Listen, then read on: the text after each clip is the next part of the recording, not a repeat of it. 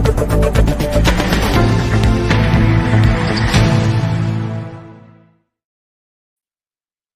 वालेकुम खातिन हज़रात, मैं हूं इसरार अहमद कसाना। सबसे पहले जो हमारा JNN लीक्स का प्रोग्राम है उसमें आपसे रिक्वेस्ट है कि उसमें कुछ लोगों ने हमें मुख्तलिफ चीज़ें भेजी भी हैं, आप भी हमें भेजिए। और जो भी आप समझते हैं कि पाकिस्तान के रिलेटेड या कोई भी ऐसा इशू है जो कि लोगों को पता चलना चाहिए, लोग नहीं जानते हैं, आप हमें इन jnnleaks@gmail.com पे वो भेज सकते हैं। अब मैं आपको बताता हूँ कि पिछले दिनों में फॉरेन मिनिस्टर शाह महमूद कुरैशी साहब टर्की गए। वहाँ पे उन्होंने अपने काउंटर पार्ट से गुफ्तगू की। वहाँ से फिर वो न्यूयॉर्क गए थे और आपको याद है वहाँ पे UNGA का भी सेशन हुआ और उसमें वो फिर इंटरव्यू भी हुआ CNN का, आपको याद होगा, जिसमें वो फिर एंटीसेमेटिक का भी एक सिलसिला शुरू हुआ। लेकिन जब वो टर्की गए थे तो टर्की में उन्होंने कुछ देर वहाँ पे गुजारी और वहाँ पे उन्होंने एक इंटरव्यू दिया था एनाडोलो एजेंसी, जो न्यूज़ एजेंसी है, जो कि बहुत बड़ी एजेंसी है टर्की की। वहाँ पे उन्होंने वो इंटरव्यू दिया, उसमें उन्होंने मुख्तलिफ बातें की बड़ी इंपॉर्टेंट। एक तो उन्होंने ये कहा कि UNGA जो है उससे हमें बड़ी उम्मीद है कि वो इस मामले में अपना एक रोल प्ले करेगी, फ़लस्तीनियन की जो आपको मालूम है जो सिलसिला चल रहा था। और दूसरा एक और उन्होंने बात की कि उनसे सवाल किया गया कि जो वीटो पावर्स हैं वो इसको आगे नहीं बढ़ने देती हैं। तो उन्होंने कहा कि जो पब्लिक ओपिनियन है, मुझे उम्मीद है कि वो वीटो करेगी वीटो पावर्स को। ये बड़ी एक इम्पॉर्टेंट बात उन्होंने की थी। तो वो बड़ा इम्पॉर्टेंट इंटरव्यू, जिस शख्सियत ने वो इंटरव्यू किया वो आज हमारे साथ, और उनसे मुलाकात आपकी करवानी है। पहली दफ़ा हमारे शो में आ रही हैं, खातून हैं। और सबसे इम्पोर्टेंट बात ये है कि मुझे इसलिए भी वो अच्छी लगती हैं कि वो हमारी पाकिस्तानी हैं। लेकिन चूँकि टर्की में रही हैं, इसलिए टर्की बोलती हैं। टर्किश के साथ-साथ वो इंग्लिश बोलती हैं, इसलिए उनसे गुफ्तगू हम इंग्लिश में और थोड़ा-सा टच, ज़रा तड़का जो है वो उर्दू का भी लगाएँगे। लेकिन उनसे मैं आपकी मुलाकात करवाता हूँ। उनका नाम है दिलारा हमीद। दिलारा, अस्सलाम वालेकुम। Assalamualaikum. How are you? I'm fine, thank you. How are you? Good, अल्हम्दुलिल्लाह, अल्हम्दुलिल्लाह। Dilara, nice to see you. मैं अपने नाज़रीन को, व्यूअर्स को बता रहा था कि you you you have a Pakistani background, but हाँ जी। आपकी चूँकि उम्र जो है वो ज़्यादा गुज़री है टर्की में, तो इसलिए आप पाकिस्तानी वो जो लैंग्वेज है उर्दू उतनी ज़्यादा अच्छी नहीं बोलती, लेकिन थोड़ी-सी बोल लेती हैं। ज़रा बोल के दिखाएँ ना, आप कैसी हैं आप? Okay, first of all, please excuse my Urdu.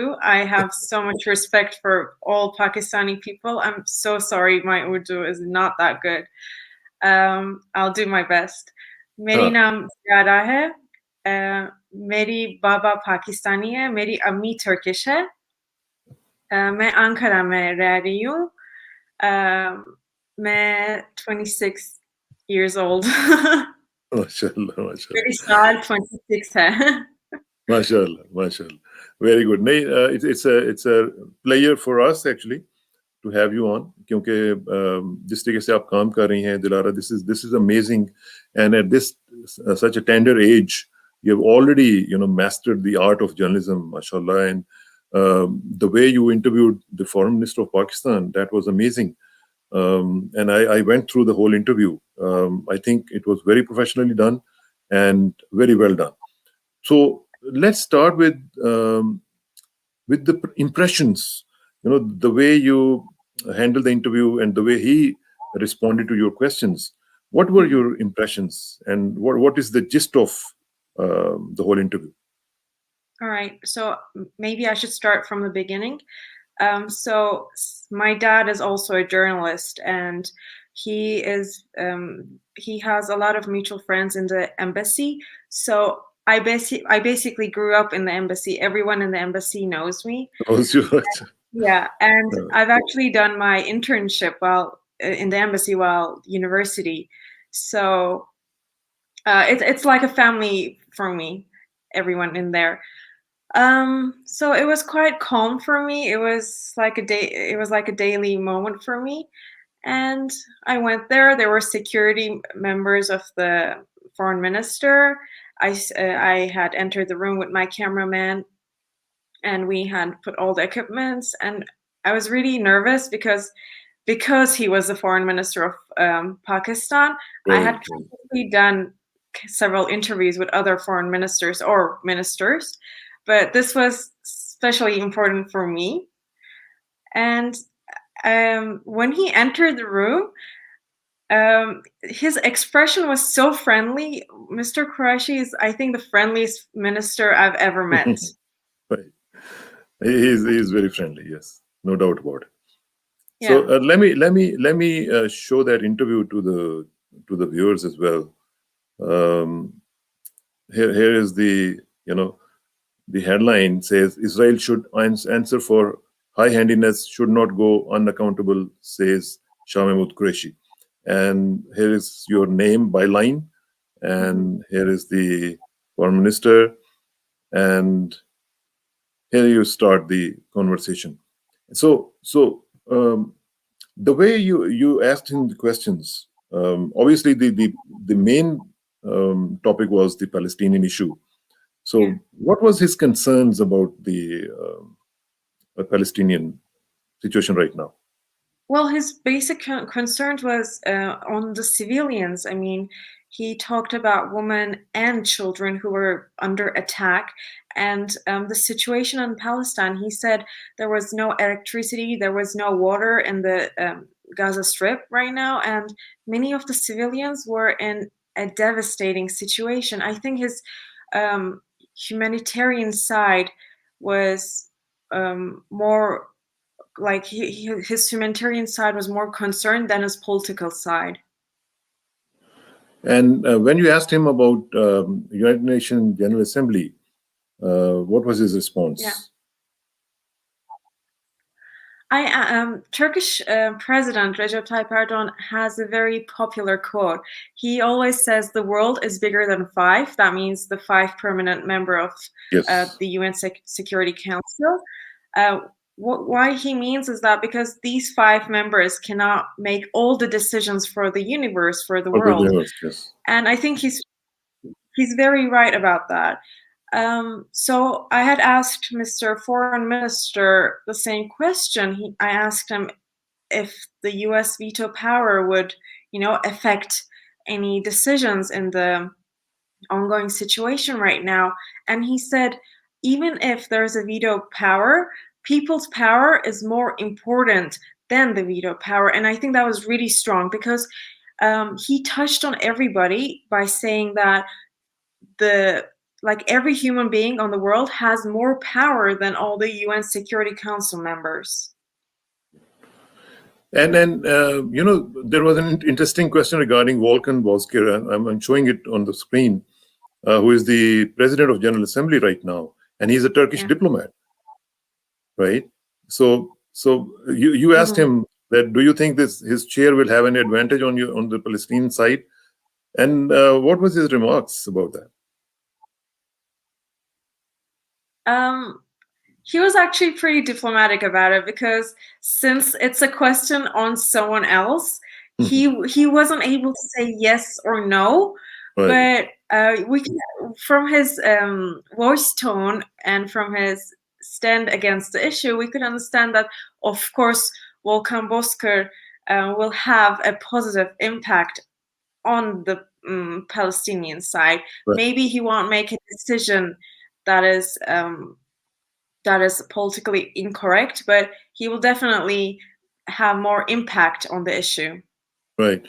And then Dilara, आपने एक और भी बड़ा tricky question पूछा उनसे, and that was about OIC. So OIC पे भी I think he was very diplomatic, right?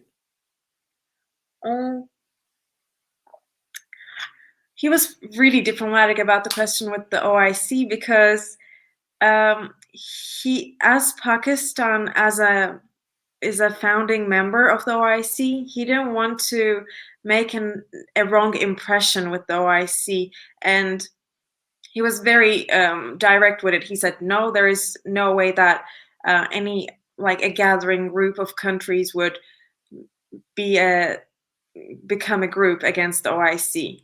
Yeah. Another question about Malaysia and peacekeeping mission. Again, as I think he mentioned quite rightly that Pakistan जो है वो peacekeeping missions में बहुत ज़्यादा अपना role play करता है, but he didn't. He was not too direct. No. He didn't have a direct answer to that because these questions are more like a yes or no questions. So you cannot just directly say yes or no without any decision mechanism, probably. And it's a quite new issue. So Right, Malaysia was fast enough to say that, but I don't think the same should be expected from countries like Pakistan and Turkey. right, right, right. And then, and it was, I think the last question was about Kashmir, Jammu and Kashmir, and again, you actually tried to draw a parallel between Kashmir and Nagorno-Karabakh, right? Yeah, but he drew the parallel to Palestine. Right, right, right, right. So overall, do you think it was a very positive interview? It was an extremely positive interview, especially after the I've seen his interview with CNN, and There was after no that, anti-Semitism in it, right? I mean, it was. I was concerned about the interview. It was unfair It that wasn't. that the correspondent had replied to him that way, and he's not an ambassador, and he's a foreign minister. That was actually, I think that was shame. Really, I've been interacting with CNN all my life, but you see, the way they have stooped down to that level, that was, I was not expecting it from CNN. I mean, we've always watched interviews with Christiana Manpour, and Oh yeah, from her level to this level, it was quite shocking for me too. it was really shocking. And I'm showing the pictures of your, with the foreign minister. It Hmm. was really a very pleasant interview, seemingly. I don't know if you've seen the video. I think they cut it out, obviously. He was very happy that I was half Turkish and half Pakistani, and he had asked his workers with himself to also take the video from the interview so he could share it on Pakistan and show how a Turkish Pakistani correspondent took the interview. Yeah, absolutely. There's no doubt about it. And that is the main reason we are talking to you, because we think that, you see, this is an honor for Pakistan. This is an honor for Pakistani community. And this is your personal honor as well, because जिस तरह आपने तरक्की की है, जिस तरह आपने अपने आप को वहाँ पे मनवाया है, I think it's hats off to you and hats off to your dad. There is a credit to him too, right? Of course. हाँ. So I think Pakistani community is proud of you. And अच्छा, आप मुझे जरा थोड़ा सा एक और चीज बताएं कि टर्की में रहते हुए पाकिस्तानी कम्युनिटी का आपने क्या रोल देखा है, पाकिस्तानी कम्युनिटी को वहाँ पे कितनी फैसिलिटीज हैं, पाकिस्तानी कम्युनिटी वहाँ पे कितना आगे जा रही है, how they are doing overall? Oh, well, I think I should first say that, as a Turkish Pakistani, I don't feel like I belong to two different nationalities. They may be two different countries, but Right. they're one nationality. Like if I were to be Turkish American, I would totally feel like I Yes, belong to two other cultures, but I am a part of just one culture. There is no doubt in that. Turkey really. and Pakistan are the same almost, I would say. So when I see a Pakistani, he just doesn't feel like a foreign to anyone, not just me, but like to a Turkish person too. If a Turkish person sees a Pakistani, they would just instantly go Jiva Pakistan. And That's nice. yes, and So like it's across the board, everywhere, wherever you go, you find this kind of welcoming atmosphere there, right? always, always. Whenever I say I'm Turkish and half Pakistani, from both sides, people are very happy. And they always ask me how my parents met and how it feels to be from two different countries. But Yeah. overall, there are a lot of Pakistanis in Turkey, and they're always welcome, especially in the education system. And recently, I've seen a lot of Pakistani shops and restaurants opening up in Istanbul and Ankara. I think ever since President Erdogan has, come, I think there is even more welcoming perception about Turkey in Pakistan, and I think it's same here, same there in Turkey as well, Yes, definitely, right? definitely. And then President Erdogan is very popular in Pakistan. And I think there should be more popularity of Prime Minister Imran Khan in Turkey as well. Well, Imran Khan is pretty popular because he used to be a cricket player and because a lot of women find him very handsome as a leader. Oh my God. Okay, that's nice. That's nice. But Turkey, do they play cricket? Do they watch cricket? No, unfortunately, cricket is not popular in Turkey. We are more into football and volleyball Yeah, and sometimes basketball, but it's mostly football and wrestling. wrestling too. Hmm. Yes. Okay, so coming back to the political arena, foreign minister met with the Turkish foreign minister as well, right? He had a meeting with him. He had a meeting with the president. He Do you met have with any Mehmood the right? So do you have any any information regarding those interviews, those meetings? What happened actually? What did they decide about Palestinians and overall? Okay, so the meeting was close to press, but we know that the issue of Palestine was discussed during the meeting, and the two foreign ministers took off from Ankara together in the same plane. That's So nice. Turkey and Pakistan have the same concerns on Palestine. So we know that they had discussed the Palestinian issue, and from their speeches in the United Nations, we can see that they stand in the same place on the issue. Right. So President Erdogan's statements, I think he came out quite bluntly, criticizing Israel, criticizing the duplicity of international organizations and stuff like that. Mhm. Do you think that on international level and on international fora, Turkey can survive with this kind of attacking and criticizing approach? Huh. Well, Turkey has been doing this for a very long time. They have a very strong stand in the international arena. Um, and President Recep Tayyip Erdogan, when he has a trust and believe in one issue, he will just go for it. He will. He's quite diplomatic, I would say, but in the recent years, he has been aggressive on the international arena. I wouldn't say if this is right or wrong. It's not up to me to decide on that. Right. Um, but I think as a leader, he has a charisma on his speeches. So, what is his popularity level right now among different groups of the society, like among the youth, among the women, among the older population? How is he faring right now?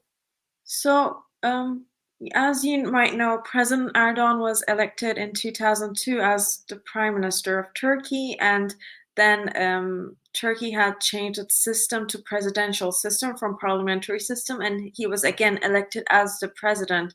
And it's almost he has been in power for almost 20 years. So I would say he's a very popular leader in Turkey. But recently, as far as I know, they have uh, they're not quite as strong as reaching out to the new generation, the millennials and Gen Right, Z. right. So I think their main concern right now is reaching out to the new generation and their demands. So the perception among the youth, especially Hmm. as you said, Gen Z and millennials, Yeah. why he's not that popular among them? So Turkey has a very, very young population. It has the youngest population in Europe. So this means that a lot of young new voters will be in the new voting in 2023. And um, president is expected to reach out to these new voters to again gain the new win the new election, I would Right. say. But I mean, in every country, it's not just for Turkey. The new generation always has newer demands, and since he has been in power for 20 years, we could actually say that he is more popular among the baby boomer generation Right, or right. Yeah. Generation X. But you know, I think they have their PR like their Campaign. commercials are more now new to just reach out to the new generations. No, but this is very important. What you're saying is that the youth thinks that the president is not up to their expectations, right? So if they think he is not up to their expectations and they think they have some different issues and they are not being addressed, so what kind of issues they are facing right now, and what are their aspirations, or maybe expectations of the president? Um, so mostly the problem right now in Turkey is that the new generation is trying to, as they would call it, escape to Europe or the United States or Canada, because they actually don't have much hope from the future of Turkey, as they Why would put not? it. Why not? Well, it's mostly economic since lately, since the past 2 years, Turkey's economy has not been that strong. So we could probably understand why the newer generation doesn't have or much. or maybe or maybe being a youth, you can also vouch for that, maybe. And do they think the policies of the Turkish government, especially President Erdogan's government, they are suffocating, or maybe they are not as liberal as the youth are looking for? I mean, since the youth is more educated, we could all say that for every country right now, they have more access to international media. So they could see, they could compare it to other countries, other European countries, or more, I would say, democratic countries. Right. Um, Maybe they find themselves more suitable to other countries, and that's why they plan to go on scholarships and go to master's programs and anything that would take them to another country and have an experience. So, Dilara, finally, any plans to visit Pakistan? Once COVID is over, I would love to visit Pakistan. I especially miss the food so much. Yes, of course, and especially during the summers, if you go there, just don't miss the mangoes, Yes, the because mangoes. I miss them a lot. Mangoes are my favorite fruits. Like among all the fruits, mangoes are my favorite. Right, right, and then they are unique. You cannot Yes. find them anywhere in the world. Every year there is a mango festival going on in the Pakistani embassy in Ankara. Really? That's Yes. nice. And they bring kilos of mangoes to Ankara, and if you're lucky enough, you will have 3 to 4 of them. MashaAllah. MashaAllah, MashaAllah. No, but you make a trip to Pakistan, and Pakistanis are already in love with that series called Ertugrul. So, Yes. so they are used to the Turkish culture now, and they watch it all the time. But Yes, I am aware, and I think I feel proud as a yeah, Turkish. yeah, no, it's wonderful, but wonderful to have you also, Dilara. Thank you very much for your time, and we will see you very soon, inshallah, on different topics. Inshallah, I would be Thank you. glad to be here. Thank you very much, and see you soon. Assalamu alaikum Thank you. warahmatullahi wabarakatuh. Bye.